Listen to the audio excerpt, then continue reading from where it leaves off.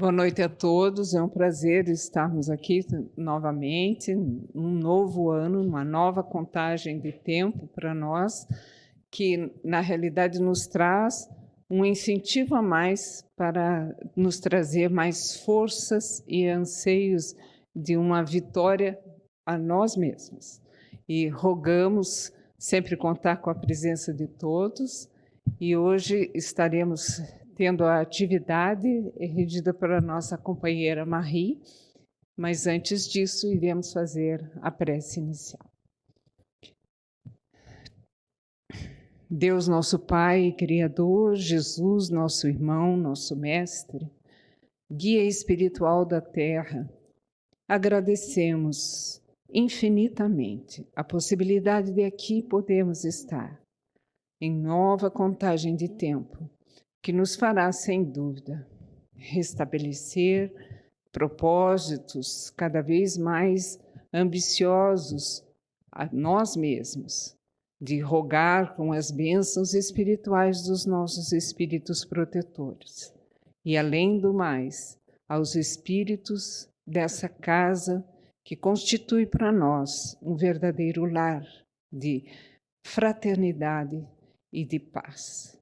Que isso se consolide ainda mais nesse ano, fortaleça e alargue as nossas possibilidades de atuação frente ao bem e frente à condição de estarmos desenvolvendo em nós, sem dúvida, muito amor, fraternidade e paz. Que Deus nos ampare agora e sempre. É um grande prazer para nós estarmos aqui e receber Marie, nossa companheira, já desde do início, praticamente, aqui na SER, trazendo para nós, e com certeza todos vamos gostar, sobre um assunto muito importante na nossa caminhada, e que ela, formando a família, trouxe todos aqui que estiveram sempre presentes na casa e que consolide ainda mais a sua atuação, pois ela, no momento, está como diretora doutrinária da nossa casa e está facultando a possibilidade de a gente engrandecer a nossa caminhada frente ao posicionamento doutrinário também. Marie?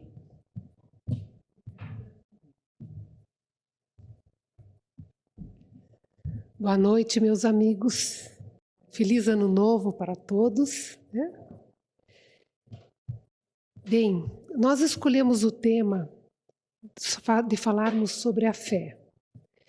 E é curioso porque quando nós falamos em fé, a gente costuma dizer assim, eu creio, eu tenho fé.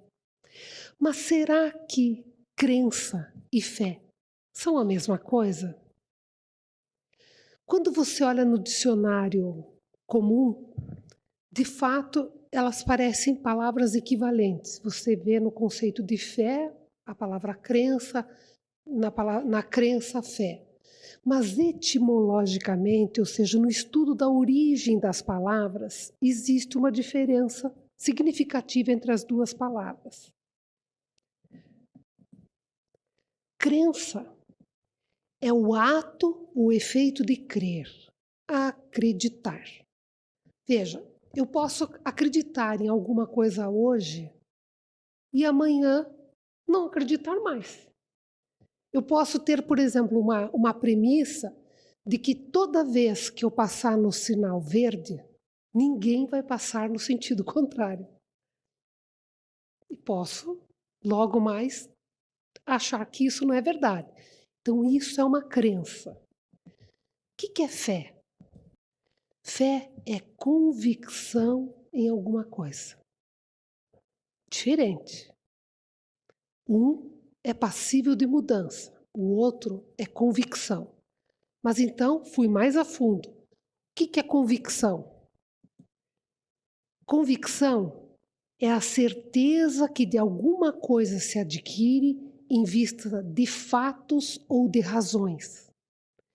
Então, a fé, sendo convicção, ela não é uma coisa baseada apenas num achismo ou alguma coisa que alguém me contou. É algo que eu adquiri, aquela convicção, em função de fatos, da observação, do estudo de alguma coisa. Então, a gente chega à conclusão de que toda fé é uma crença, mas nem toda crença é uma fé.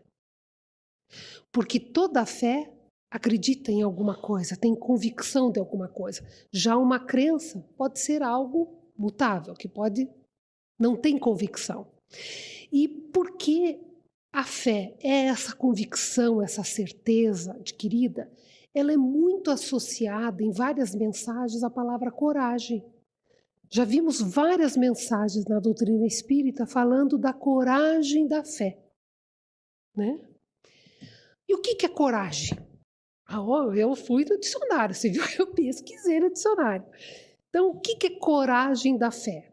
As duas palavras juntas, elas têm etimologicamente três coisas para definir a coragem da fé. Primeiro, para você ser um corajoso na sua fé, você tem que ter resolução. Você tem que estar decidido a fazer alguma coisa. 2, você precisa ter ânimo. E 3, perseverança. Quando a gente pensa nessas pessoas tão conhecidas, que são exemplos de pessoas de coragem da fé, por exemplo, Gandhi, a gente vê que eram pessoas que tinham resolução, estava decidido a fazer a paz sem violência. Teve ânimo para fazer isso e perseverança. Então, quando a gente fala em coragem, a gente está falando numa coisa muito maior do que apenas um ato heróico, um momento que eu faço uma coisa, alguém está em perigo, eu vou e salvo alguém. Isso é um ato de bravura, é um ato corajoso, mas a coragem, na sua essência, é algo muito mais profundo, muito mais íntimo. Ela tem que ter resolução, tem que ter ânimo e tem que ter perseverança. Mas a gente usa a palavra fé para muitas coisas. Por exemplo, a gente diz que a pessoa tem fé em si própria. Vou trazer um exemplo aqui. Conhecem? O físico Stephen Hawking. Ele, desde cedo, descobriu que ele tinha esclerose lateral amiotrófica, chamado de ELA, uma doença neurológica. Stephen ganhou diversos prêmios, dentre eles um dos mais importantes dos Estados Unidos, a Medalha Presidencial da Liberdade, além de ter sido membro da Sociedade Real das Artes e da Pontifícia Academia de Ciências, nomeado pelo próprio Papa João Paulo II. Quando essa doença foi descoberta, que ele descobriu que estava com isso, ele já estava na sua juventude, os médicos disseram, não tem mais que 2 ou 3 anos de vida. Graças a Deus, ele viveu até aos 76 anos e pôde deixar para a humanidade 40 anos de estudos da ciência. Foi fácil? Não foi. Ele teve que desenvolver, junto com outras pessoas, sintetizadores de voz para que ele pudesse expressar as suas opiniões. Andava, como a gente vê, com aquele equipamento para, com um dedinho, com muita dificuldade, apertar. Depois era com eletrodos no cérebro. Meu Deus, o que esse homem fez?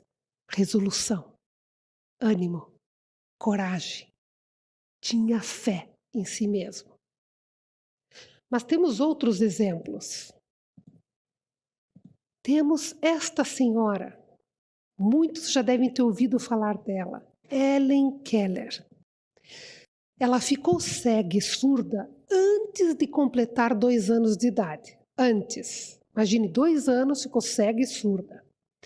Isso foi causado por uma escarlatina, uma doença infecto-contagiosa, hoje super fácil de cuidar, mas na época não se tinha medicamento, não se tinha conhecimento.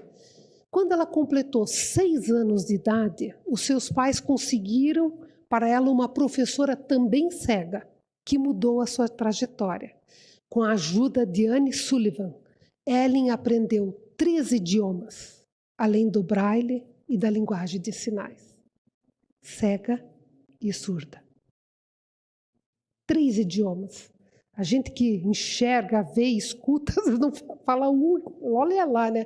Ainda com muitas dificuldades. 3 idiomas, braille e ainda linguagem de sinais.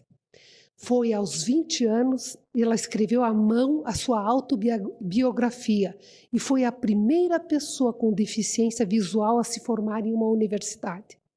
Acabou tornando-se ativista política e militando a favor das pessoas com deficiência. Era uma pessoa corajosa. Tinha fé em si mesma. Então a gente percebe, isso são 2 exemplos, mas a gente tem inúmeros. A gente vê esses ginastas paralímpicos que venceram, às vezes, limites enormes, fizeram esforços enormes para estarem onde estão. Por quê? Porque não se colocam limites. Diferente de nós, que às vezes temos toda a saúde, todos os órgãos em perfeito estado e nos colocamos limites, barreiras para fazer as coisas. Mas a pessoa que tem coragem, a pessoa que tem fé, convicção, ela tem aquelas 3 palavrinhas: resolução, ânimo e perseverança. Porque não é fácil atingir esses objetivos que essas pessoas atingiram. Necessário muita perseverança, muito ânimo. Imagine ele ser limitado, cego e surdo e conseguir fazer uma universidade.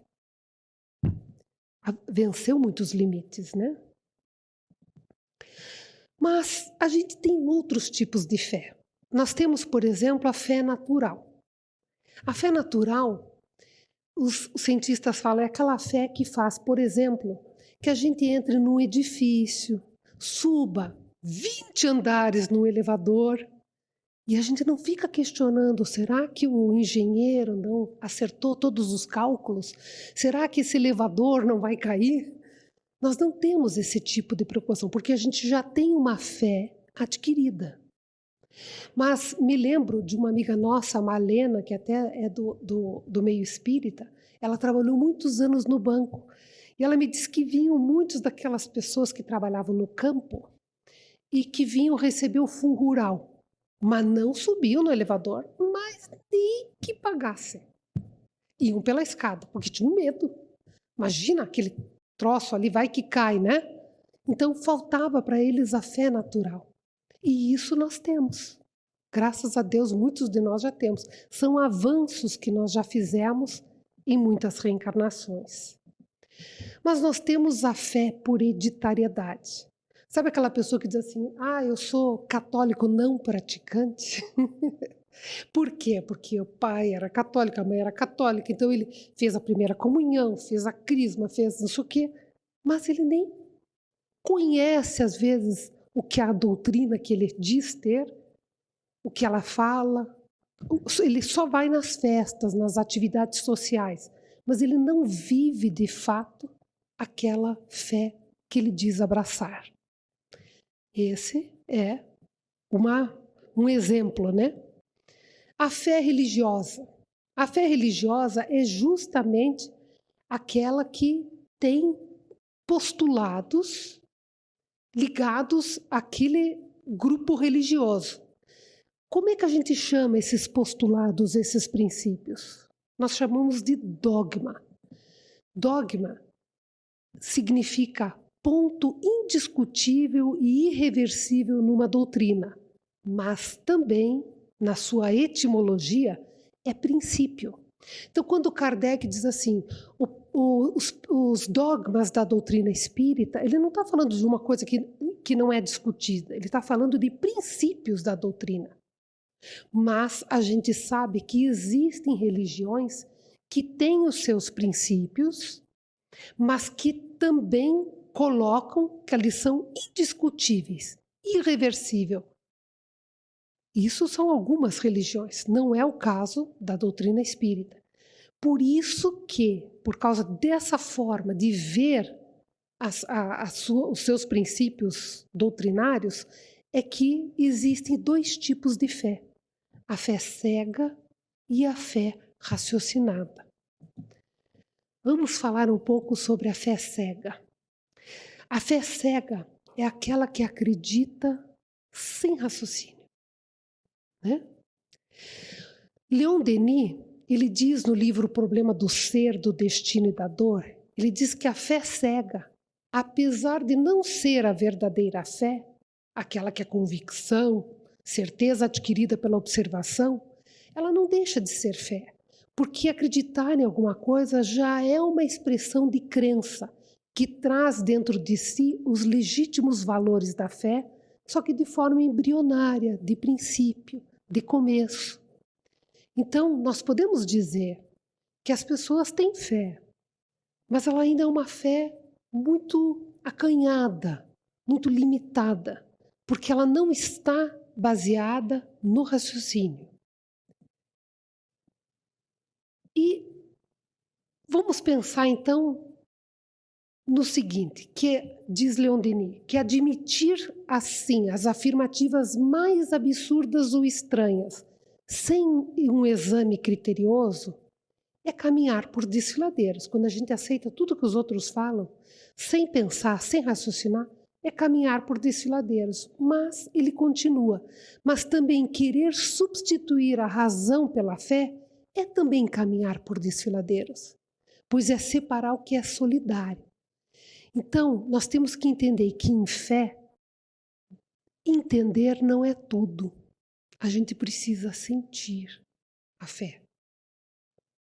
Então, a fé, ela precisa passar pelo nosso raciocínio, mas ela tem que passar pelo nosso sentimento.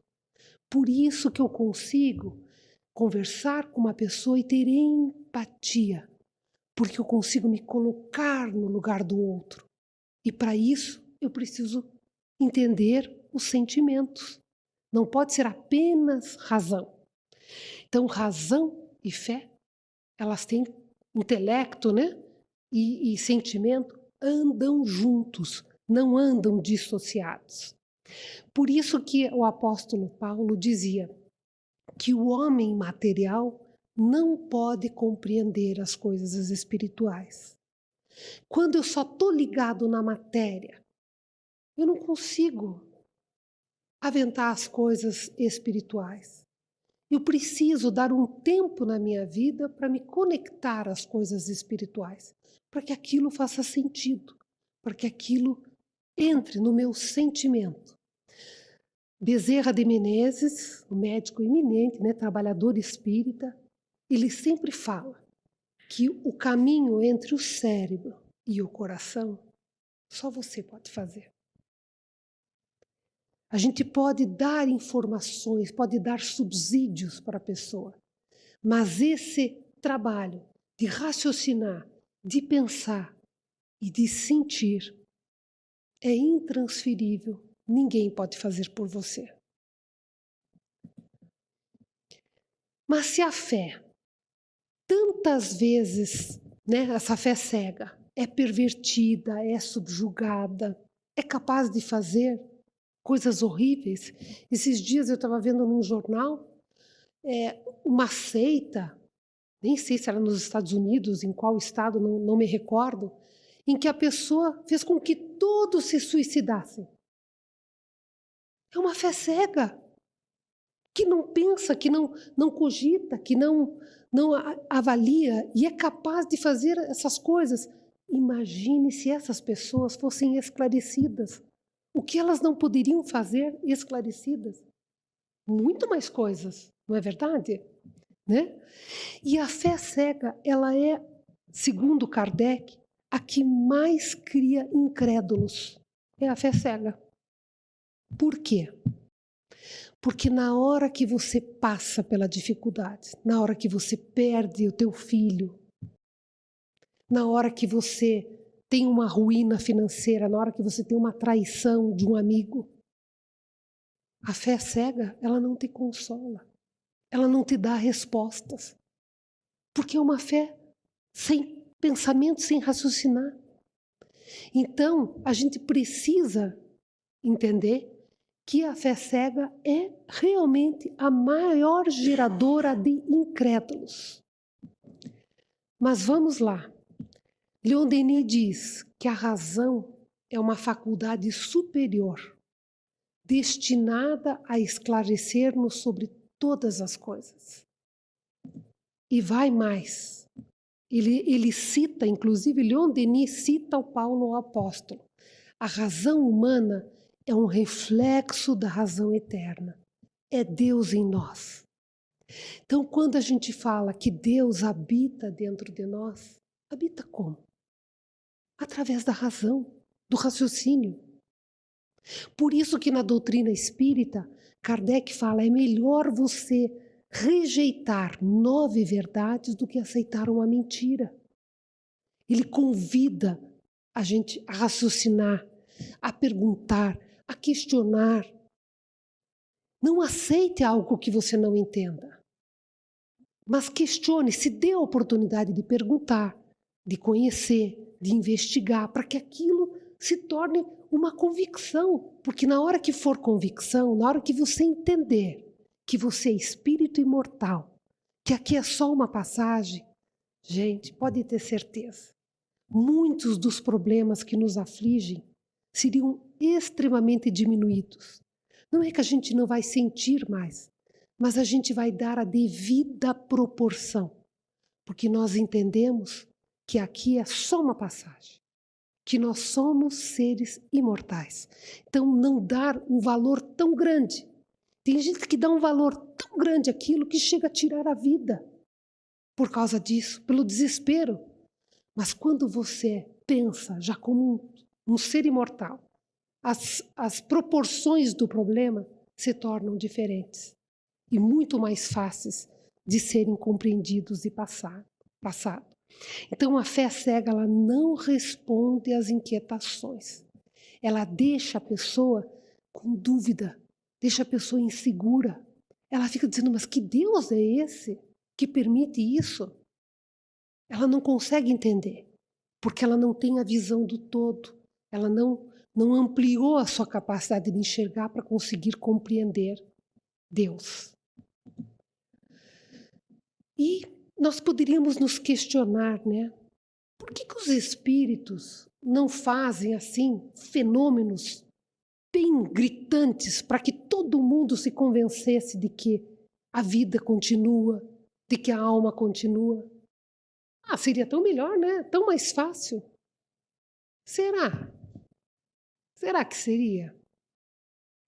Primeiro, os espíritos têm mais o que fazer, né, do que ficar, né, à mercê de nós para fazer fenômenos para nos convencerem. Segundo, Jesus, quando ele chega de volta a Nazaré, depois de ter em Cafarnaum restituído a vista a várias pessoas cegas, feito paralíticos andares, quando ele chegou a Nazaré, todo mundo perguntou para ele, mas o senhor não vai fazer uma cura, um fenômeno? Ele disse, eu ser o enviado já é uma coisa maravilhosa. Eu não preciso fazer nenhum fenômeno. Ele não se baseava no fenômeno nas suas atividades. Ele curava as pessoas, sim, pelo amor, pelo carinho, mas não para aparecer o fenômeno. Vejamos Arigó. Tem até o filme agora, né, sobre o médium Arigó, que fazia lá com o Dr. Fritz aquelas cirurgias sem anestésico, sem remédio, curando pessoas. Nem por isso as pessoas tiveram mais fé. Chico Xavier, quantas cartas ele psicografou, quantas cartas colocando nomes, colocando dados que só a pessoa poderia se assegurar de que era o espírito do seu familiar. E isso não convenceu ninguém. Então o fenômeno, ele não convence as pessoas. O que te traz fé o que te traz convicção é o raciocínio, a observação, é estudar, é ver os fatos, é questionar. Isso sim vai te dando a certeza, a convicção de que você precisa. Eu vou contar uma história do livro Palavras do Alvorecer. Essa escritora se chama Amália Domingos Soler. É uma escritora contemporânea de Allan Kardec. Ela é espanhola e ela não é mediúnico, são histórias que ela traz. Ela tem um livro muito conhecido chamado Memórias do Padre Germano, mas que não é mediúnico. Na verdade, o Memórias de Padre Germano era um médium que recebia o Padre Germano e ela então copiava, escrevia rapidamente as informações e ela escreveu um livro. Mas ela não era a médium, e esse não é mediúnico. Mas ela conta que certa feita ela estava numa roda de amigos.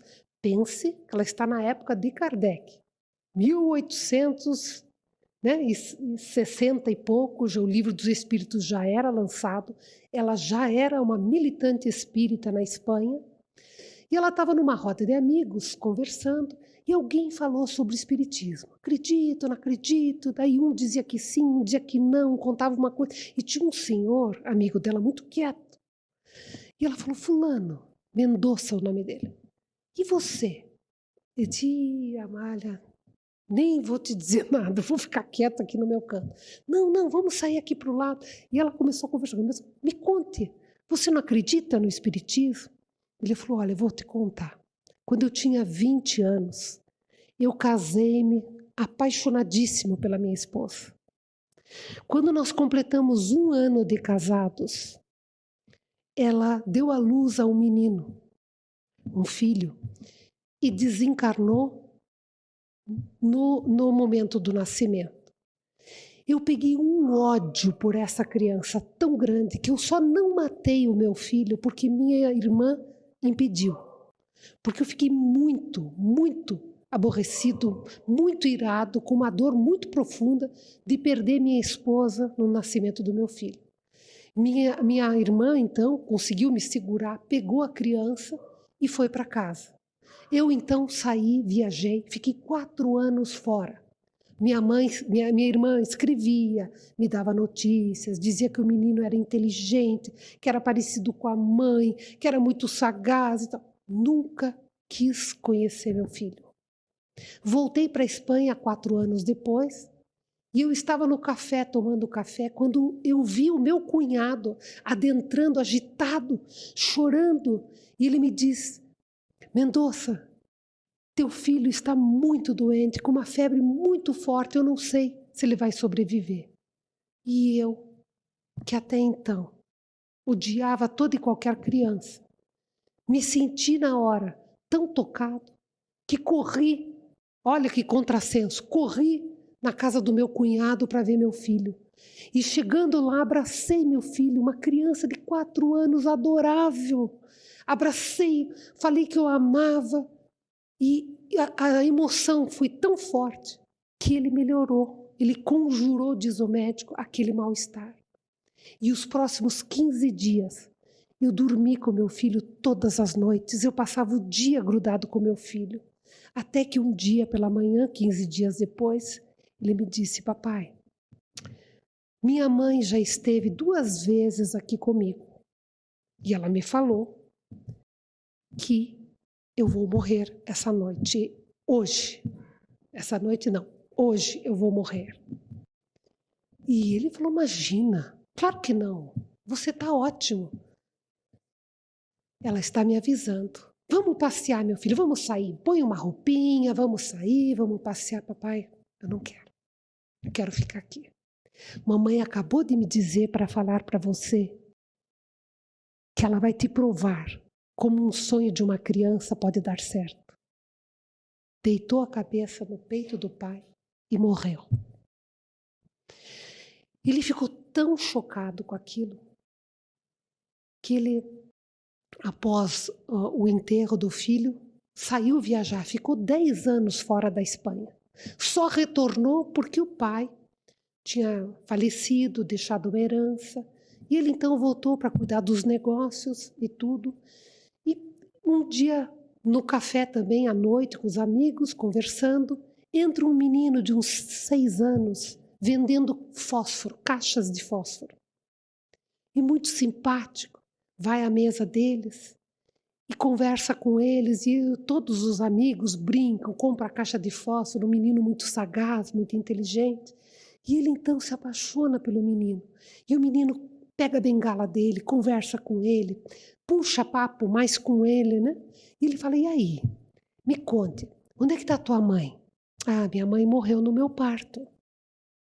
Ele sentiu assim um tremor. E o seu pai? Não conheci meu pai. Eu moro com a minha avó. Aí ele ficou assim, tocado, né, com aquilo. E nos dias seguintes, toda noite, no café, aquele menino aparecia vendendo as caixinhas de fósforo, né?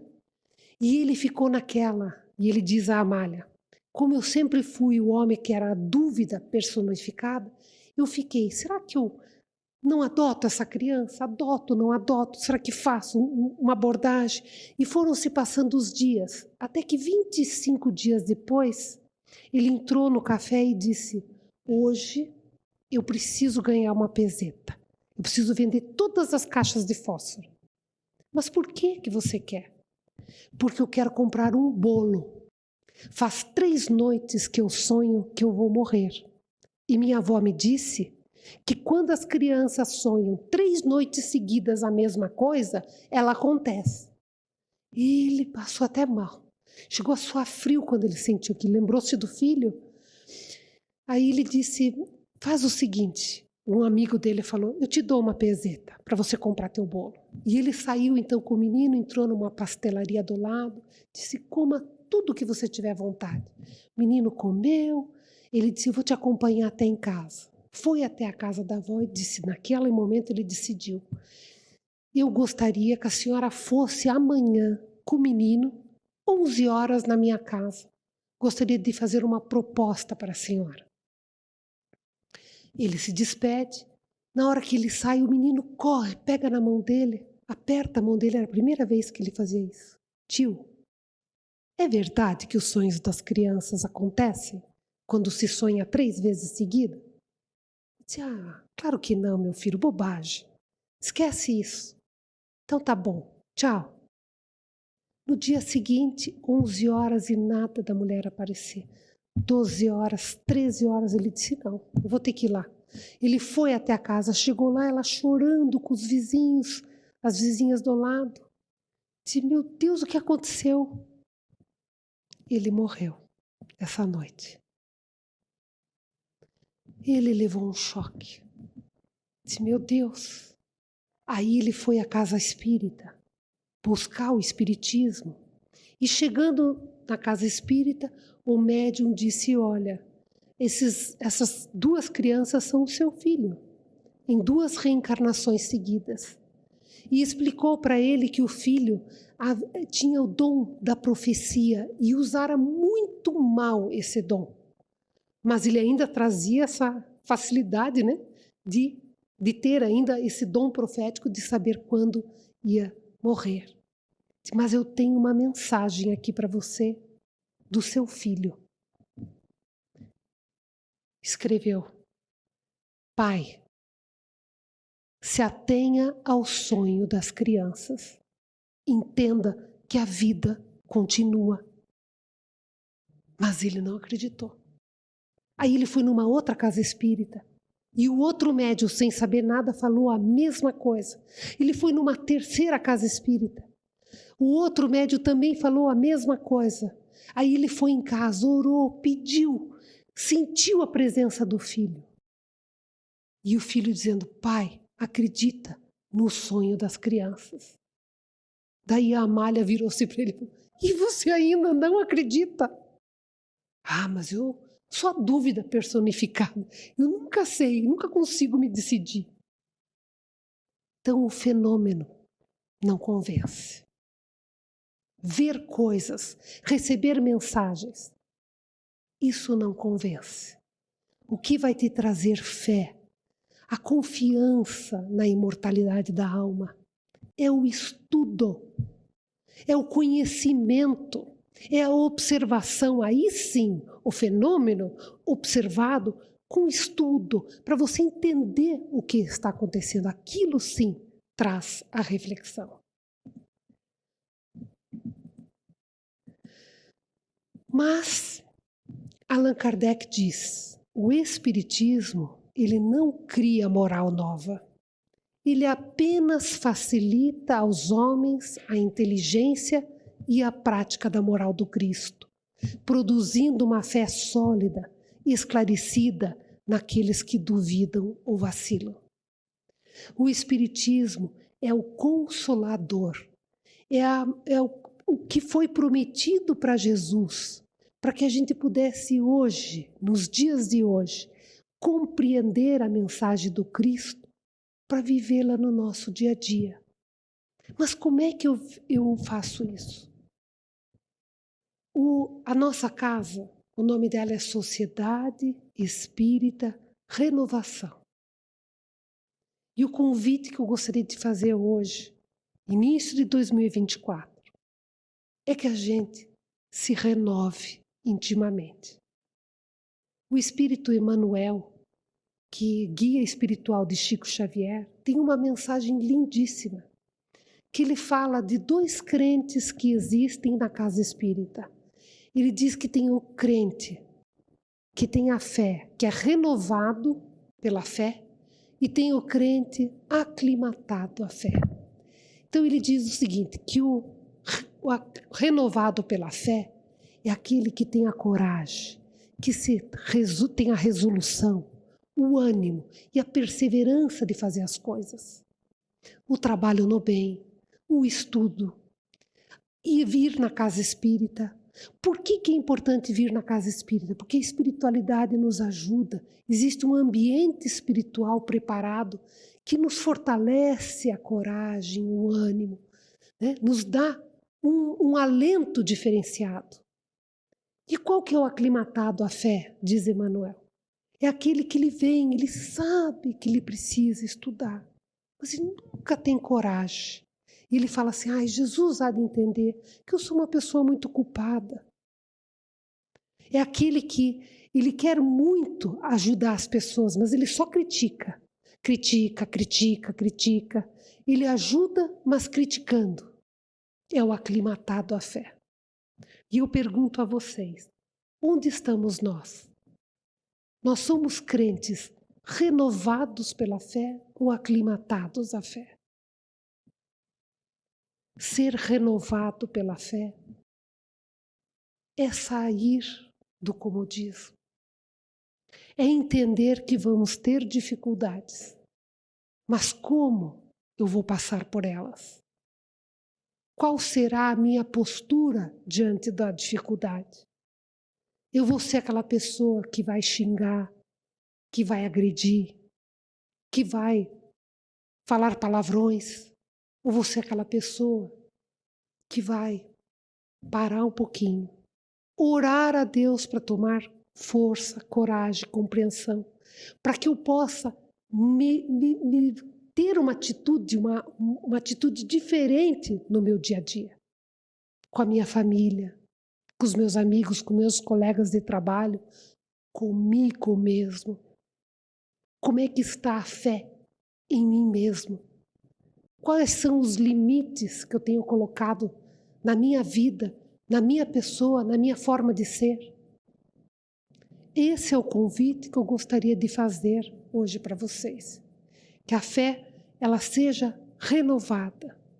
Porque, segundo Kardec, o verdadeiro espírita se conhece pela sua transformação moral e pelos esforços que fazem domar suas más inclinações. Ele não é perfeito. Não é uma pessoa que não tem dificuldades, que não tem momentos de baixa, que não tem momentos tristes. Não é isso. É uma pessoa que luta constantemente para ser melhor. Esse é o verdadeiro espírita. Que faz realmente esforços para se transformar moralmente.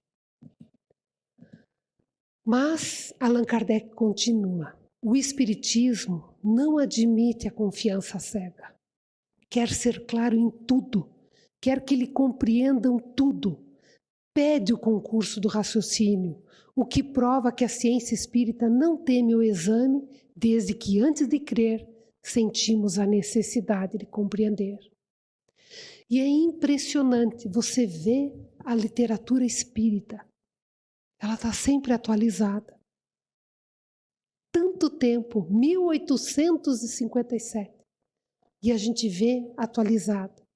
Quando lembro do Chico Xavier, com o livro Nosso Lar dentro da gaveta, ficou mais de 20 anos para imprimi-lo, porque ele achava aquilo uma loucura.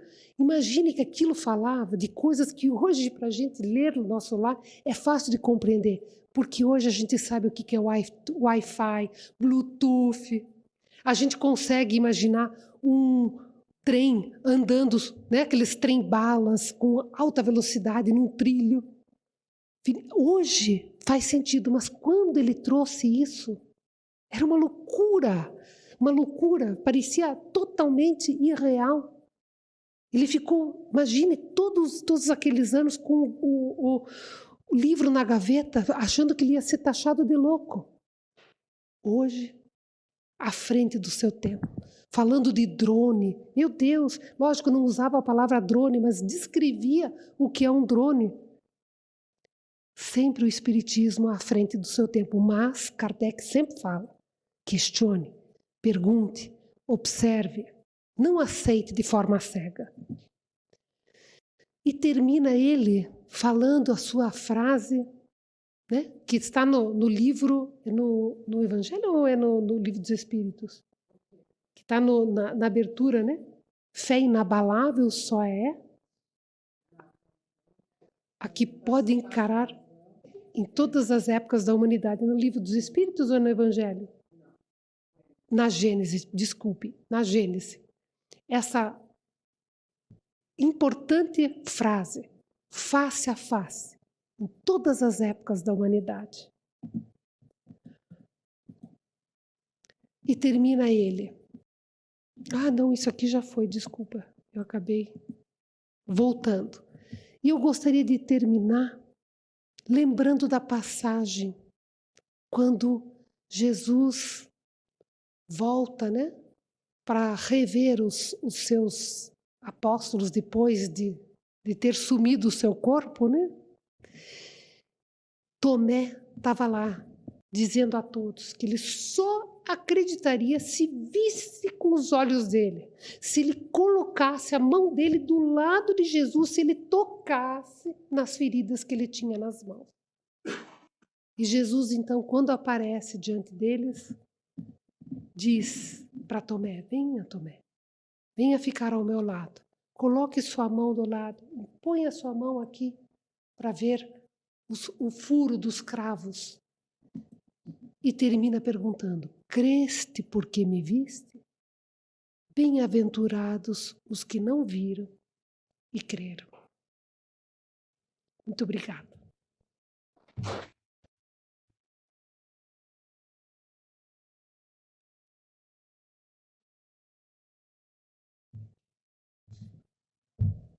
Muito obrigada, Marie. Agradecemos infinitamente pela condição de nos colocarmos na obrigatoriedade da fé raciocinada como ponto fundamental. E realmente isso nos traz assim um alento muito grande, porque é isso que a casa tem por direcionamento propriamente dito da doutrina espírita, trazer a moral do Cristo novamente a nós. Mas tendo a certeza, né, de que é através do estudo, como foi bem estabelecido, que se pode vir a ter a fé raciocinada, retirando toda e qualquer dificuldade de entendimento que possamos ter. Muito obrigada, Marie. Vamos agora efetuar a prece final e logo a seguir estaremos chamando aos que quiserem tomar o passe no final da nossa atividade, permaneçam sentados, os que não quiserem. Temos água fluidificada na saída para todos, e vamos então dar a continuidade. Oremos. Deus, nosso Pai e Criador, Jesus, nosso irmão, nosso mestre, que nos prometeu realmente o retorno do novo Cristo. Na realidade, foram os espíritos todos que trouxeram o fenômeno para chamar a atenção. Mas, na realidade, o que se vale, o que faz e consolida a nossa certeza, a nossa fé incondicional, é através do estudo, onde ali estão, em todas as obras da codificação, exarados os estudos trazidos por espíritos ainda simples, mas outros espíritos superiores que nos orientaram e orientaram a Kardec, trazendo justamente a necessidade precípua da nossa reforma individual, trazendo novamente e consolidando ao reino dos céus, ou o reino de Deus em nós, modificando a nossa estrutura íntima para estabelecer a consolação e a reforma necessária para atingirmos ao que realmente necessitamos, a nossa evolução intelecto-moral. Que Deus nos abençoe e nos guarde, que a espiritualidade superior dessa casa permaneça conosco e possibilite a nossa possibilidade de recebermos sempre fluidos balsâmicos que nos fortaleçam a alma e condicionem cada vez mais o nosso espírito a vencer a nós mesmos. Que Deus nos abençoe e nos guarde com muita paz.